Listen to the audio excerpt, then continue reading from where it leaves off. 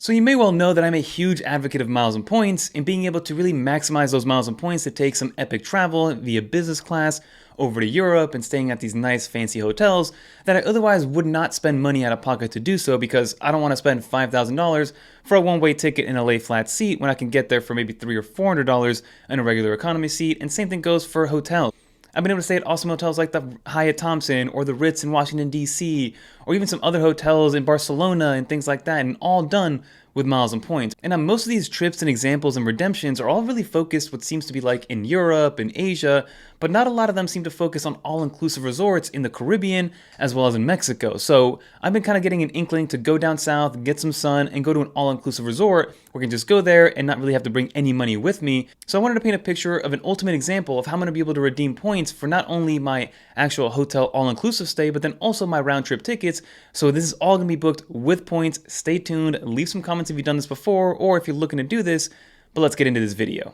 So I'm also going to break down some of the tools that I use, and none of this is sponsored. I'm not even affiliated with any of these companies. I just want to show you guys how I go about starting to look at vacations when it comes to being able to redeem points and miles. So the first thing I like to do is actually look up probably the best all-inclusive resorts when it comes to being able to spend miles and points to book these hotels. So the one that I personally landed on is going to be the Hyatt Ziva in Cancun. So as you can see here, I pulled up my screen, I pulled up the iPad to let you guys know that World of Hyatt actually has some great opportunities and options for all-inclusive resorts, and they kind of range in the same categories. So if you're familiar with Hyatt, you have categories 1 through 8 hotels, which are your more traditional hotels, overnight stays, and obviously you pay out of pocket for food and things like that. But for all-inclusive resort-style hotels, they have the same type of categories, but they go from A through F. So obviously, the higher you go in the alphabet, the more expensive per night it's going to be. So the Hyatt Ziva in Cancun is a Category F hotel or resort, so it's one of their higher ones.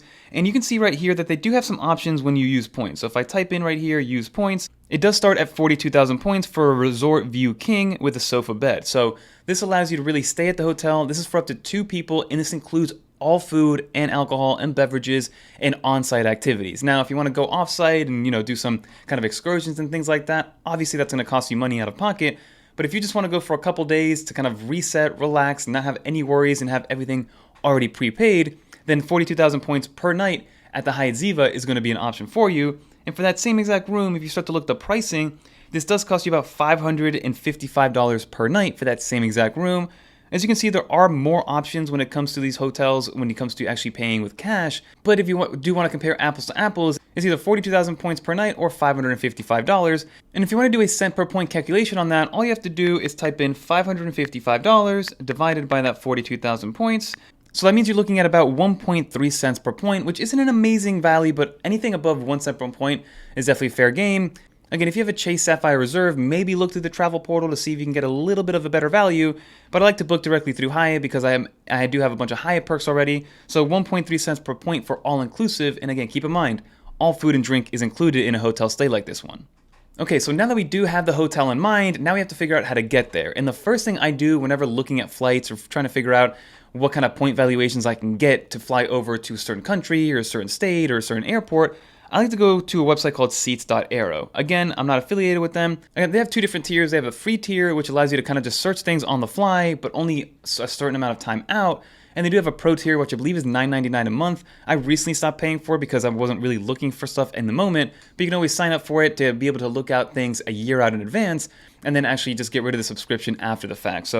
But one thing I like to do, even if I do have the free version, and even if I'm looking at dates that are past that 7-day threshold, what I like to do is use this as kind of a stepping stone to see what the minimum amount of points could be for me to be able to spend on a one-way ticket to fly to my location. So if you go to the main page, you're going to press on this search button right here, and then what you're going to do is type in your origin airport. For me, it's going to be the Newark Airport, EWR, and of course, as we saw, we want to fly to Cancun. And like I mentioned, you can only actually look up 60 days out. So if I go all the way to the end, I'll click October 1st, we'll press search, and I'll add over here 7 days. So this gives you a plus minus 7 days. We'll press search on that to give you the most options.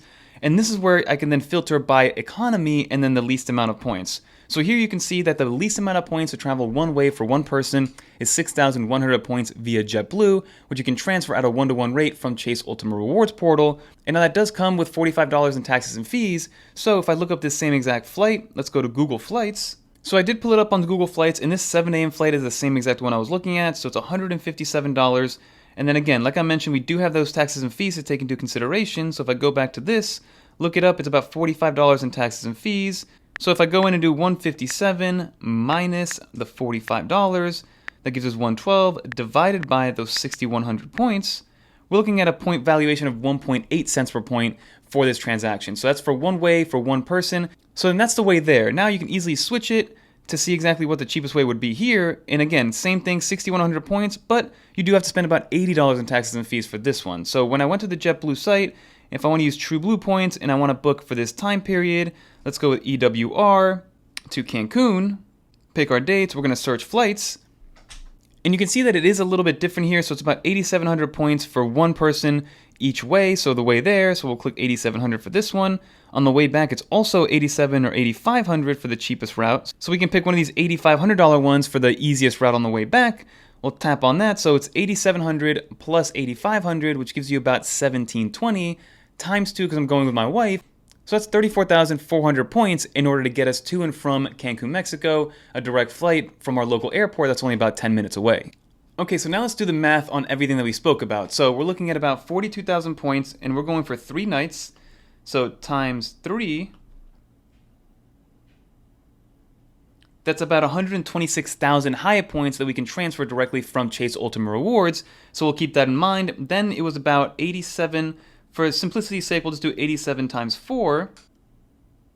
That's 34,800 points, which again, Chase Ultimate Reward transfers at 1-to-1 to JetBlue. American Express transfers at 1 to 0.8, so you'll need a little bit more American Express. And then I believe City Miles also transfer at a 1-to-1 rate, so definitely check those out. So that's the total amount of points that we're going to be dealing with. So if we add those up, so 126,000 plus 34,800. So 160,800 points is the total amount of points we're going to need for a 4-day, 3-night, all-inclusive stay at a Hyatt Ziva resort in Cancun, Mexico, with round-trip flights included. And out of pocket for those taxes and fees, we're going to be spending $90 on the way to Cancun, and then I believe it was about $160 for the return flights for taxes and fees. So we'll see how much that is in total. So it's about $250 in taxes and fees. So for $250, you're going to be getting an all-inclusive resort, those 4 days that I mentioned. Everything's included from food, beverage, on-site stuff, pool, lounging, room service, all that amazing stuff that comes with an all-inclusive resort for $250, and that includes the flights and everything that you need. That to me is an absolute no-brainer, and that is the beauty and the power of miles and points, everybody. So if you do add all those up and then subtract those taxes and fees, you do get a rough estimation of about 1.3 cents per point when it comes to that cent per point valuation, which at the end of the day probably isn't the most and isn't the maximum amount that you can get. Like I've gotten some cent per point valuations of 5-7 cents per point. But again, if you keep this in mind, and let's say you have a bunch of points kind of hoarding in your account. For instance, I just met the minimum spend on the Chase Business Inc. card, which got me 80,000 points. I'm about to hit the minimum spend on the Business Preferred card from Chase as well, so that's 120,000 points, plus all the spending multipliers that go with it. So I'm going to be sitting on about 220,000 Chase points, and I only needed 160,000 for this vacation. So again, if I've just earned all those points through sign-up bonuses and things like that, and I'll link these cards down below if you guys do want to check them out, because they are awesome cards. And you can even get some other Marriott cards, because Marriott just launched their all-inclusive resort down in the Caribbean as well as in Mexico. So there's a bunch of different options and ways you can go about this. It's just whatever fits your needs and kind of the points that you have and the points currencies that are easiest for you to redeem. I'm a big fan of Chase. I'm a big fan of Hyatt, so that's the way that I'm going to be going with. But like I said, I even have a Marriott Bonvoy card and I have 3 free nights that are currently just kind of sitting there. And those 3 free nights can be redeemed at Marriott's all-inclusive in Cancun as well if I want to save actual Chase Ultimate Reward points. So for me, technically, this is $250 for me to be able to fly round trip with my wife and go to an all-inclusive resort, which I think is a no-brainer, especially for most people if you're sitting on a bunch of points. And if you're not, definitely check out the links down below for you guys to subscribe and get some sign-up bonuses that are very easy to meet. But that'll do for this video, everybody. Let me know in the comment down below if this is something that you enjoy watching, if this is good for entertainment, if this is something that you're going to end up doing. Have you done this before? I've never actually stayed at a Hyatt all-inclusive resort yet, but we will be doing that very, very soon, and I'm excited to give you guys a review of that Hyatt Ziva once it does come. But that'll do it, everybody. I'm Fernando. If you guys want to watch more videos like this one, YouTube thinks you're going to like this video down here, and I think you're going to like this video up here. So definitely check those out, and until next time, I'm Fernando. Peace, everybody.